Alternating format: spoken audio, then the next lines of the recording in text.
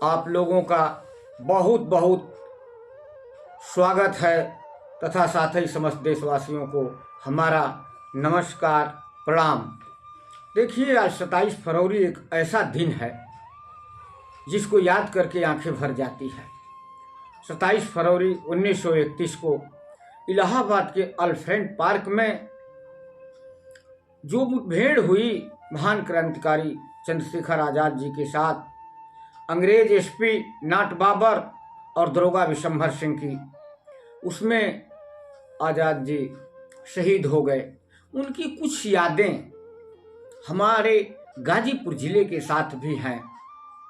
मैं आपको बता दूं कि आज़ाद जी करीब 2-3 महीना गाजीपुर में, जो हम लोग श्मशान घाट पर मुर्दे का दाह संस्कार करके स्नान करने के लिए आते हैं तो लोग कहते हैं कि यहाँ एक फांसी घर है।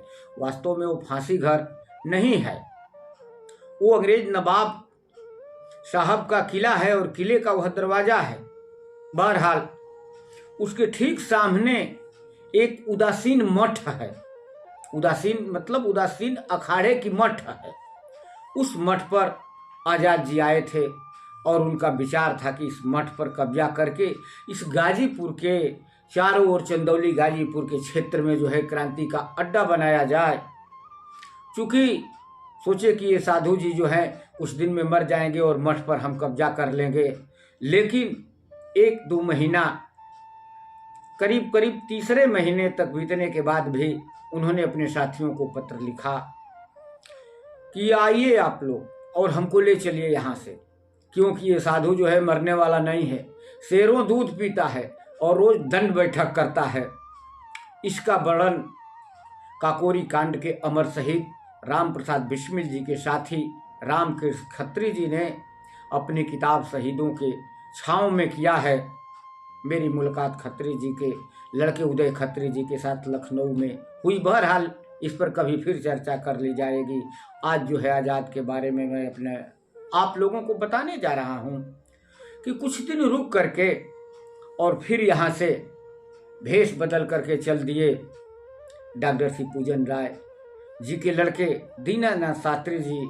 हमको बता रहे थे कि वे हमारे घर पर रुके, 1-आध हफ्ता तक रुके और इसके बाद तब चले गए।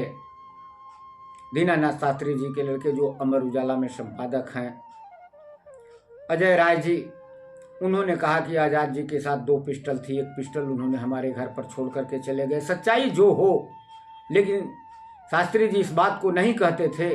ये जरूर था कि शेरपुर में रुके और शेरपुर के बाद चल दिए। ये गाजीपुर गाजीपुर जो मेरा जिला है, बहुत इतिहास को अपने अंदर छिपाया है साथियों। इस गाजीपुर जिले में गांधी जी आए, सुभाष चंद्र बोस आए, रविंद्रनाथ टैगोर आए, विवेकानंद जी आए, लेकिन सबके आने का कारण और आज़ाद जी के आने का कारण में बड़ा अंतर है। उन्होंने आया, रविंद्रनाथ टैगोर जी आए, विवेकानंद जी आए, खुले मैदान में रहे, अपने अपने विचारों को रखे। गांधी जी का भाषण हुआ, सुभाष चंद्र बोस का, लेकिन इतना हिंदुस्तान का सबसे बड़ा क्रांतिकारी जिसकी एक आवाज से अंग्रेज सत्ता दहल जाती थी, जिसका निशाना अचूक होता था, वह बहादुर जो है, इस बहादुरों की नगरी गाजीपुर में रुके। मैं जब भी उस मठ में 2-3 बार गया हूँ, जब भी जाता हूँ सबसे पहले प्रणाम करता हूँ, उस मट्टी को सर पर लगाता हूँ। यहाँ आज़ादी के दीवाने का पैर पड़ा था। पहले वाले साधु जी एक बंगाली थे, बता रहे थे कि यहीं पर आज़ादी रहे, कोई जान नहीं पाया। हमने कहा कि आपसे पहले का, कि हाँ हमसे पहले की बात है। लेकिन पुनः मैं आज़ादी के अमर नायक चंद्रशेखर आज़ाद जी को सशक्त नमन, साथ ही आप सभी लोगों को पुनः नमस्कार प्रणाम।